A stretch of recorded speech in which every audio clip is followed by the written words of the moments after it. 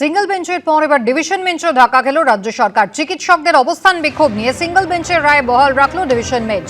কর্মসূচি চালিয়ে নিয়ে যাওয়ার অনুমতি দিল বিচারপতি হরিশ টন্ডন এবং বিচারপতি হিরণময় ভট্টাচার্যের বেঞ্চ। আরজিকর হাসপাতালের ঘটনা নজিরবিহীন, অকল্পনীয় এবং ভয়ঙ্কর বলে মন্তব্য করেন বিচারপতি হরিশ টন্ডন। 20 থেকে 26 ডিসেম্বর ধর্মতলায় জয়েন্ট প্ল্যাটফর্ম অফ ডক্টরসকে অবস্থান বিক্ষোভের অনুমতি দেন বিচারপতি তীর্থঙ্কর ঘোষ। সেই নির্দেশকে চ্যালেঞ্জ করে ডিভিশন বেঞ্চে যায় রাজ্য সরকার। আবেদনে বলা হয় 24 এবং 25 ডিসেম্বর কর্মসূচি থেকে বিরত থাকার জন্য নির্দেশ দিক আদালত, তার বদলে 27 এবং 28 ডিসেম্বর কর্মসূচি বাড়িয়ে দেওয়া হোক।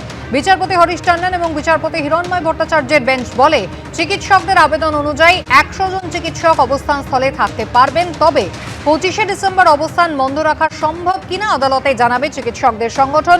পরে এ নিয়ে নিজেদের রায় জানাবে আদালত। আন্দোলনকারীরা জানিয়েছেন, মঙ্গলবার রাত 8টায় বিচারের দাবিতে ধর্মতলায় জ্বলবে মশাল মোমবাতি। বিচার না মেলা পর্যন্ত মশাল জ্বালিয়ে রাখার অঙ্গীকার করেছেন আন্দোলনকারীরা।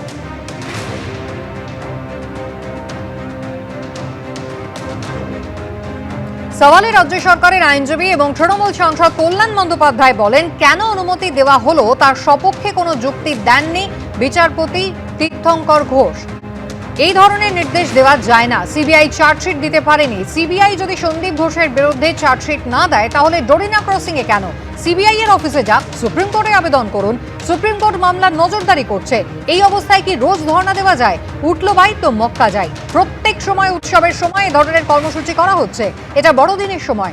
যারা বড়দিন উদযাপন করতে আসবে তাদের কি কোনো অধিকার নেই?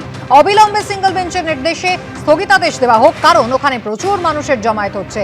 এরপর চিকিৎসকের আইনজীবী পাল্টা প্রশ্ন তুলে বলেন, যদি কর্মসূচিতে লোক আসে তাহলে রাজ্য সরকারের অসুবিধে কোথায়? আদালতের নির্দেশে গার্ডরেল দেওয়া আছে, সবাই গার্ডরেলের ভেতরেই আছেন, পথচারীদের কোনো অসুবিধে বা যানজট হচ্ছে না। মানুষ বড়দিনে পার্ক স্ট্রিট যায়, কখনোই ডোরিনা ক্রসিং এর দিকে আসে না।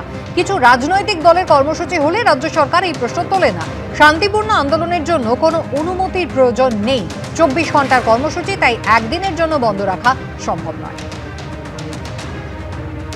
পুলিশ প্রশাসনের একটাই কাজ, তারা কি অপরাধীদের ধরবে, নাকি তারা হচ্ছে এই যে মানে চলছে প্রতিবাদ, অভয়া ন্যায় বিচারছে, তাকে বন্ধ করবে? এই প্রশ্ন আমরা রাখতে চাই। মানুষ উৎসবের থেকেও তারা কিন্তু চাইছে অভয়ার ন্যায় বিচার। সেই জন্য ওই উৎসবের কার্নিভালকে বাতিল করে মানুষ অংশগ্রহণ করেছিল দ্রোহের কার্নিভালে। আমরা আবারও বলছি, এই 25 ডিসেম্বর যে উৎসব আছে, মানুষ নৈরাজ্য থেকে নজর ঘোরাতে মরিয়া বাংলাদেশের ইউনূস সরকার। এবার শেখ হাসিনার প্রত্যর্পণের জন্য ভারতকে চিঠি দিল বাংলাদেশ। এর মধ্যেই পদ্মাপাড়ের দেশ থেকে সামনে এসেছে ভয়ঙ্কর ছবি। অশীতিপর মুক্তিযোদ্ধাকে জুতোর মালা পরিয়ে ঘোরানো হলো কুমিল্লার গ্রামে। কি করে করা হয়েছে অত্যাচার, চোখের জলে তার পুরোটা জানিয়েছেন মুক্তিযোদ্ধা আব্দুল হাই খান। পুরা গ্রামের মানুষের কাছে বাপ চাইতে নির্বেন নিয়ম নেই, একজন